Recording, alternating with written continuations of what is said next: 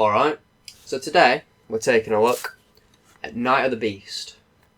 I've not seen this one before and I've not heard very good things, so let's have a look.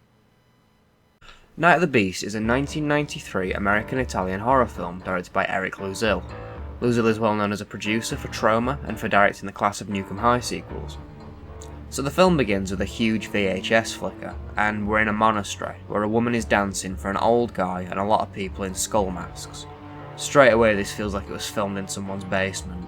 After what feels like an age, the old man, whose name is Lucas, chats about the rules within the cult and worshipping Satan. They bring in a sacrifice and put her on a tanning bed to threaten her with a knife, and then they take her off the bed and drag her while she annoyingly screams.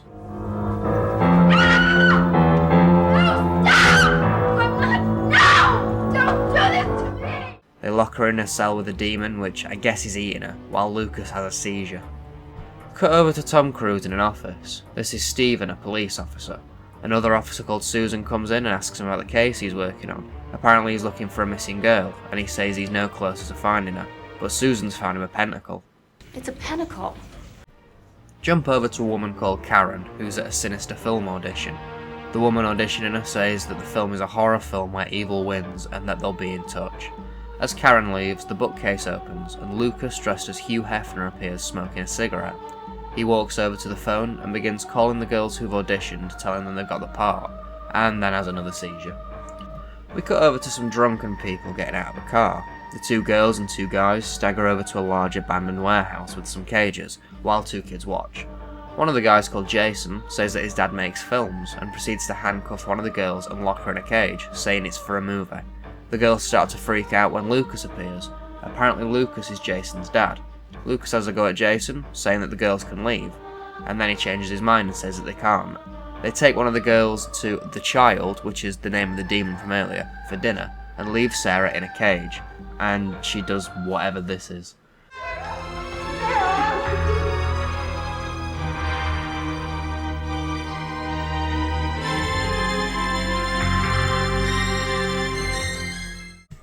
We go back over to Steven, and apparently Susan's got a lead for him called Jocelyn, and two more girls have been reported missing.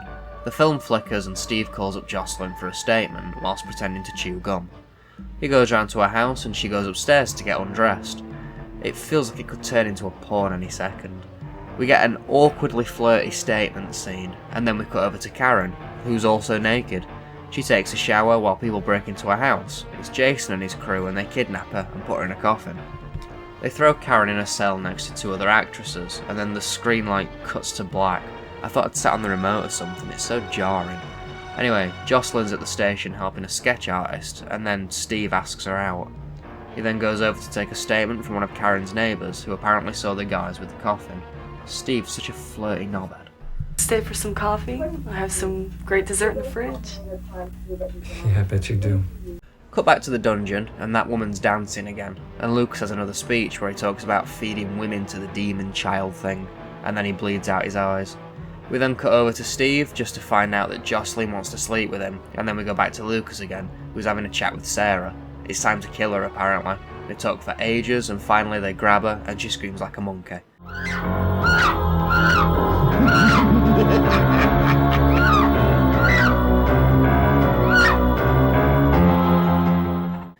We finally see the demon, and it looks shit. It chases her around and acts like an idiot. Cut back over to Steve, who's waking up in Jocelyn's bed after having a bad dream. The next day, and Susan walks in on Steve, who's having doubts about his case. He says something I just couldn't hear properly. Oh, you're going on vacation. Something I could use right about now. And then they do a kiss for some reason. The next morning, and they manage to catch one of the cult members called Mad Dog. They grill him and spot his pentacle. Pentacle. He laughs, and we get a terrible bit of editing. Come on. Don't you think it feels like we went back a few scenes, like the DVD jumped back or something? Back to the cult, and Lucas doesn't trust Mad Dog, so he puts a spell on him and Mad Dog hangs himself in prison. Steve's just finished having sex with Karen's neighbour. God damn it, Steve. When the phone rings, it's Susan ringing about Mad Dog. I like how she knows exactly where he'll be. Meanwhile, Jason is kidnapping Jocelyn, and the kids from earlier are back and they see the coffin going into the warehouse. They follow, Wow, a secret passageway. He touched something on that desk. Are you sure? We've gotta go in there. It's like watching a school play. They walk for fucking ages and they finally bump into a woman who either can't act or has a stupid British accent. Or both. Get me out of here! Find the keys, please! They're gonna kill me! Back over to the station and the kids are giving a statement about what they saw, and they talk so straightforwardly. Well, we don't know if they killed him, but we do know where they're keeping the girls. We talked to one of them. She told us they were going to kill her. It's quite funny. Steve follows the kids while the cult put Karen in a cell with the child. The kids run back and bump into two police officers. Steve meets the British woman and her acting is yet again appalling. After this, Steve finds Jocelyn, who's been tied down by some cult members. Lucas appears and says how he used to run a freak show and the child was his freak. Then Lucas has a fit while the police kick the cult members in. Not sure what's going on now. Lucas is seizing, the child speaks.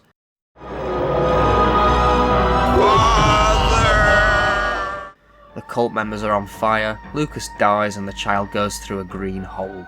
After all that nonsense, we're back at the police station where the kids are getting a medal. They stand around awkwardly, and the child bursts through something, and the film ends. Right, so what did I think? I thought it was bad.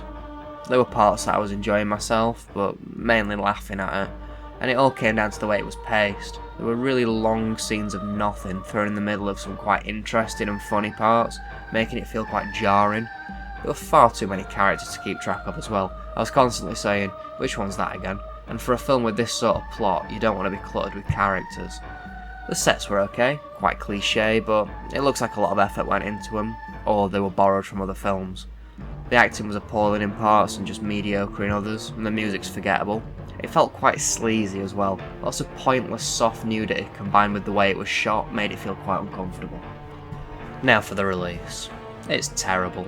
The picture quality isn't great, and on top of that there's a constant flicker throughout. It was an obvious VHS rip. The audio's pretty bad as well, with the levels bouncing up and down and the quality dropping drastically in parts. They seriously seem to be getting worse at this. A quick thing to add, usually when I rip the DVD footage for editing, it's called DVD volume, which is a generic name, but in this instance it was called Night of Beast, in all caps. Weird that this one has a title. Now for the case. Not much to say about it really. It refers to the henchmen as gophers, which seems very silly to me. The runtime's off by 6 minutes, but in the other direction this time. They usually overcompensate, not undercompensate. But at least it's better than last week's. There's no Dead of Night logo at the beginning. I knew they wouldn't keep that one up, but I thought they'd have done more than 2. The menu's before the film again, and as with previous weeks, we only get a stills gallery for special features, and again it isn't mentioned on the back. Very boring. Overall then, I thought it was terrible. It was mainly let down by the pacing and the cheapness, but the low quality of the print didn't help either. I would not recommend the film or the release.